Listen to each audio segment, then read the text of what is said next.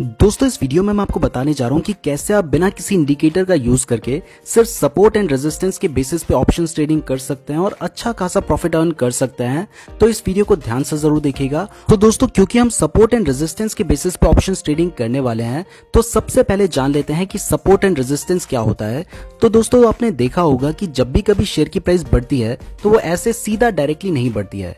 जब शेयर की प्राइस बढ़ती है तो वो कुछ इस तरीके से बढ़ती है, आपने ये देखा होगा। और अगर शेयर की प्राइस गिरती भी है तो वो सीधा एकदम से नीचे नहीं गिरती है। वो गिरती है तो सबसे पहले थोड़ा सा गिरेगी, उसके बाद उठने की कोशिश करेगी, फिर थोड़ा सा गिरेगी और फिर उठने की कोशिश करेगी। और ऐसे आपने देखा होगा कि कुछ इस तरीके से शेयर की प्राइस गिरती है, एकदम से नीचे नहीं गिरती है।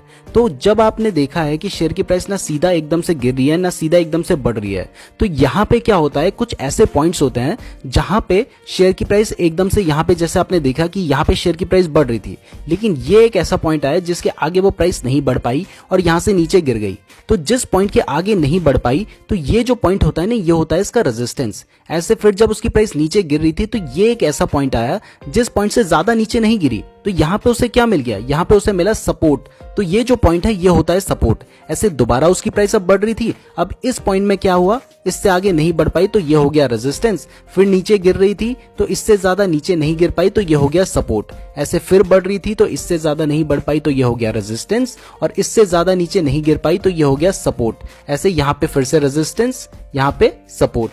तो इस तरीके से शेयर की प्राइस बढ़ती है और गिरती है और ये होता है हमारा सपोर्ट एंड रेजिस्टेंस। अभी मैंने आपको सिर्फ बेसिकली समझाया है, अब इसे डायरेक्टली हम चार्ट में देखते हैं, तब आपको ज्यादा बेटर समझ आएगा कि सपोर्ट एंड रेजिस्टेंस क्या होता है। तो दोस्तों मैंने अभी ट्रेडिंग व्यू की वेबसाइट में बैंक निफ्टी का चार्ट ओपन कर रखा है। मैं आपको सिंपल से सिंपल समझाने की कोशिश करूंगा ताकि जिनको बिल्कुल भी नॉलेज नहीं है वो इसका यूज कर पाए। तो दोस्तों आपको यहाँ पे कुछ ऐसे पॉइंट्स नजर आ रहे होंगे जहां पे शेयर की प्राइस गिर रही थी लेकिन बढ़ने लगी। अगर आपको ज्यादा अच्छे से यहाँ पे समझ नहीं आ रहा है तो ये क्योंकि कैंडलस्टिक चार्ट है तो आप इसको लाइन वाले चार्ट में भी चेंज कर सकते हैं। तो अब आपको ज्यादा बेटर समझ आ रहा होगा कि कहां पर शेयर की प्राइस गिर रही थी और फिर बढ़ गई। तो यहाँ पे आपको दिखाई दे रहा है कि यहाँ पर शेयर की प्राइस गिर रही थी यहां से नीचे तक, लेकिन ये एक ऐसा पॉइंट आया जहां से उसकी प्राइस वापस बढ़ने लगी।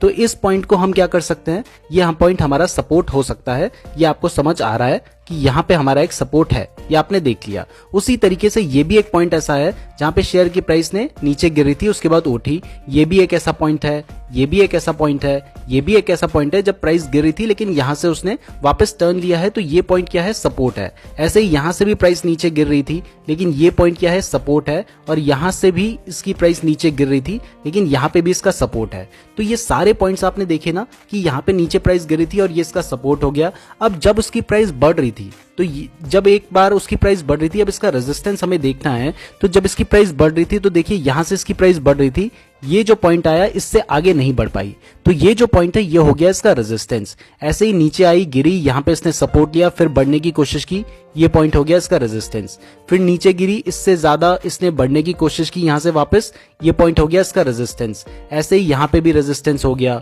जो जो पॉइंट्स आपको नजर आ रहे हैं आपको दिखाई दे रहा है कि ये रेजिस्टेंस है क्योंकि इससे आगे वो प्राइस नहीं बढ़ पाई। तो यहां पे आपको दिखाई दे रहा है कि प्राइस सपोर्ट और रेजिस्टेंस क्या होता है। अब ये मैंने आपको लाइन वाले चार्ट में दिखाया है। अब इसको अगर आप कैंडलस्टिक कर लेते हैं तब भी आपको ये जो दिखाई दिया था वो वहीं के वहीं पे नजर आ जाएगा। आपको दिखाई दे रहा है कि प्राइस यहां से नीचे गिर रही थी लेकिन इससे ज्यादा नहीं गिरी, तो ये पॉइंट क्या हो गया हमारा, ये पॉइंट हो गया हमारा सपोर्ट। ये हो गया रेजिस्टेंस, ये हो गया सपोर्ट, ये हो गया रेजिस्टेंस, सपोर्ट, रेजिस्टेंस, सपोर्ट, यहाँ पे हो गया हमारा रेजिस्टेंस। तो अब अगर आपको इसमें सपोर्ट एंड रेजिस्टेंस के लिए एक लाइन ड्रॉ करनी है तो यहाँ पे एक ऑप्शन होता है हॉरिजॉन्टल लाइन ड्रॉ करने का। तो आप सबसे पहले क्या कर सकते हैं, हॉरिजॉन्टल लाइन ड्रॉ कर सकते हैं। ये आपको एक पॉइंट नजर आ रहा है जहां पे बहुत सारी जो कैंडल्स हैं उसने यहाँ पे सपोर्ट लिया है, तो आप यहाँ पे हॉरिजॉन्टल लाइन ड्रॉ कर सकते हैं। हॉरिजॉन्टल लाइन ड्रॉ करने के लिए आप इस जगह पे जाएं, यहाँ पे आपको हॉरिजॉन्टल लाइन ड्रॉ करने का ऑप्शन आता है, ये रहा हॉरिजॉन्टल लाइन, और इसकी एक कमांड भी है ऑल्ट एच। तो आप क्या कर सकते हैं, सिंपली यहाँ पे गए और आपने ऑल्ट एच प्रेस कर दिया।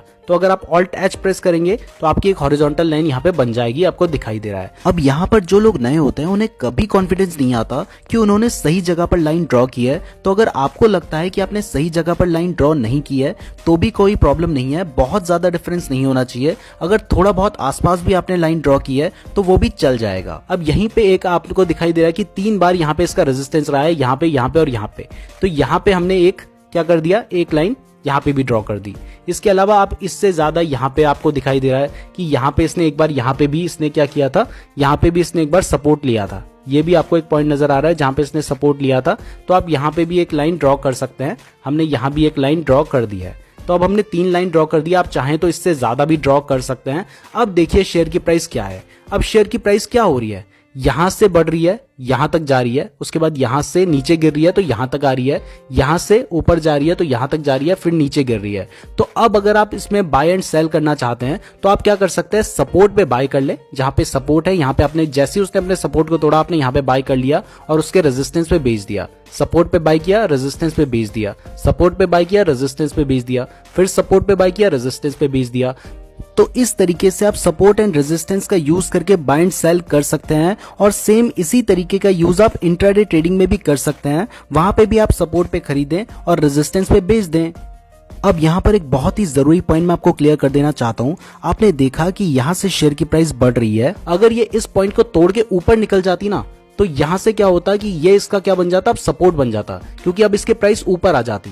अगर इससे नीचे है तभी तक वो रेजिस्टेंस है, जब इसको तोड़ के ऊपर चली गई तो वो इसका क्या बन गया, सपोर्ट बन गया। ऐसी अगर इससे ऊपर चली जाती तो इसका क्या बन जाता, सपोर्ट बन जाता, फिर वो यहां तक जा सकती थी या फिर एटलीस्ट यहां तक तो जाती। और इसी तरीके से अगर आप इससे नीचे अगर वो आती है, इसको तोड़ देती है तो फिर और नीचे आ सकती है। अब जैसे हम इससे नीचे देखें तो देखिए इसने इसको तोड़ दिया, यहां से नीचे आई और बहुत ज्यादा सेलर्स यहां पे एग्रेसिव थे, इससे नीचे आई और इसको तोड़ते हुए यहां तक आ गई। अब यहां पे इसने एक और सपोर्ट लिया। अगर आप चाहें तो यहां पे एक और लाइन ड्रॉ कर सकते हैं। यहां पे एक और लाइन में ड्रॉ कर लेता हूं। तो यहां पे हमने एक लाइन ड्रॉ कर ली है। तो अब देखिए यहां पे इसने सपोर्ट लिया, तो अब यहां पे सपोर्ट लेने के बाद इसकी प्राइस यहां तक गई और यहां पे जैसे ही उसने इसको क्रॉस किया, तो जब तक इसने इसे क्रॉस नहीं किया था तब तक ये पॉइंट इसका क्या था, ये पॉइंट इसका था रेजिस्टेंस। और जैसे ही इसने इसको क्रॉस कर दिया तब ये बन गया इसका सपोर्ट और ये बन गया इसका रेजिस्टेंस। अब इसके बाद आगे देखेंगे तो आपको दिखाई देगा कि यहाँ पे इसकी जो प्राइस थी वो अपने रेजिस्टेंस के आसपास ही चल रही थी, नीचे नहीं आ रही थी। और आपने देखा कि एक बार जो इसकी प्राइस थी उसने अपने रेजिस्टेंस को तोड़ दिया और ऊपर चली गई, लेकिन फिर दोबारा से वापस रेजिस्टेंस के पास आ गई। तो जब भी अपने रेजिस्टेंस को तोड़ती है तो थोड़ा सा वेट किया कीजिए, उसके बाद बाय किया कीजिए। अब यहाँ पे भी आपको काफी अपॉर्चुनिटीज मिली। आपने देखा कि यहाँ पे स्टॉक की प्राइस अपने सपोर्ट के आसपास आई और जैसे ही सपोर्ट के आसपास आई तो फिर वापस बढ़ गई।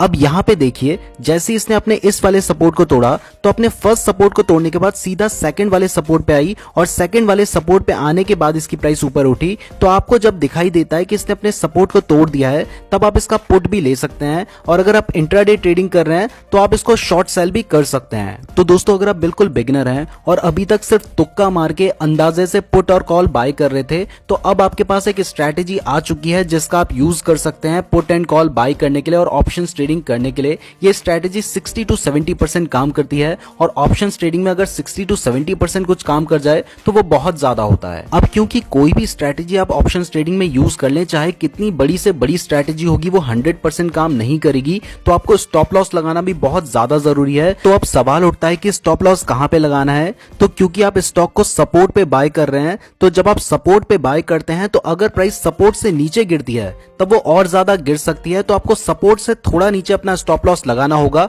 या फिर एक ट्रेड में आप जितना रिस्क ले